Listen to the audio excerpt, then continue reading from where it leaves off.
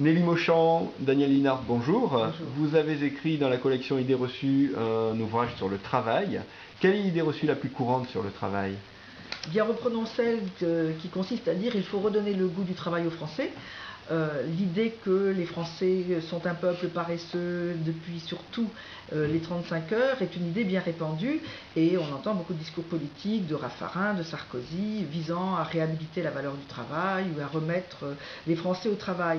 Alors ce qu'il faut savoir, c'est que les 35 heures ne concernent pas l'ensemble de la population.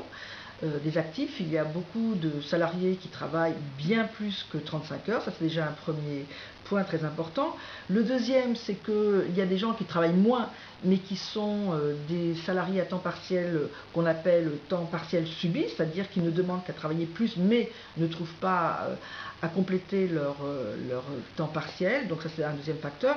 Et le troisième, qui est quand même le plus important, c'est que l'intensification et la densification du travail ont accompagné, ils ont même un peu précédé, mais accompagné la réduction de la durée du travail à 35 heures. Ce qui fait que même pour les salariés qui ne travaillent que 35 heures, leur travail réel représente une productivité qui est parmi les plus élevées en Europe. Donc la productivité horaire est extrêmement forte et on observe, quand on fait des enquêtes de travail dans les entreprises, que les salariés sont soumis à des contraintes extrêmement fortes, sont soumis à des missions, des objectifs, des rythmes de travail épuisants, qu'ils sont en plus dans des conditions et organisations de travail qui leur sous-traitent énormément de dysfonctionnements, de difficultés, et qu'ils sont dans un combat permanent pour parvenir à atteindre leurs objectifs, ce qui les poursuit largement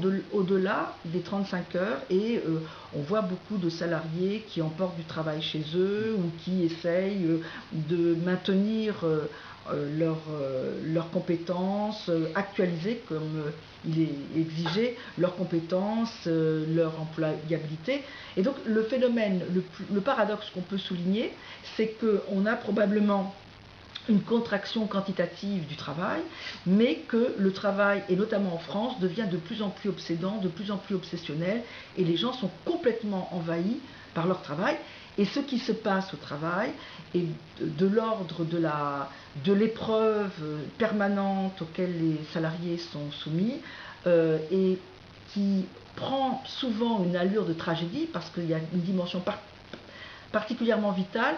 Et on peut le mesurer au fait que de plus en plus de gens de théâtre, de romanciers ou d'auteurs de films se réintéressent au travail et le présentent sous forme souvent de tragédie. Et quelle serait l'idée que vous aimeriez voir, l'idée reçue, que vous aimeriez voir disparaître définitivement quant au travail? Il y a une idée reçue qu'on traite dans le bouquin qui s'appelle « Avoir un travail, c'est être à l'abri du besoin ».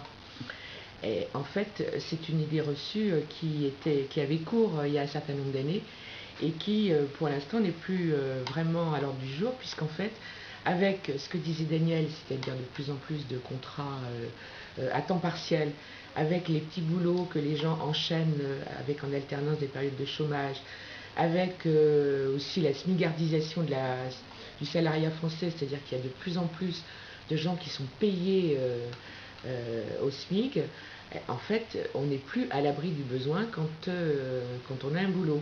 On sait qu'en région parisienne, il y a à peu près un SDF sur 3 qui, en fait, a un travail, mais qui n'a pas les moyens de se loger.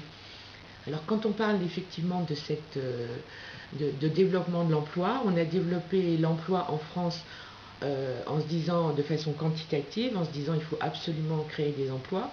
On n'a pas fait très attention au type d'emploi qu'on créait. On a créé beaucoup d'emplois qui, de fait, ne permettent pas de vivre. Des contrats aidés, des emplois partiels.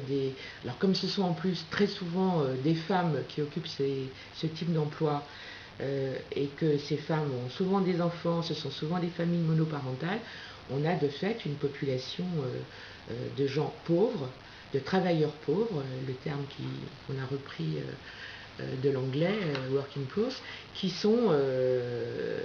ont un travail mais qui n'ont absolument pas de quoi vivre. Nelly Mauchamp, Daniel Linhart, je vous remercie.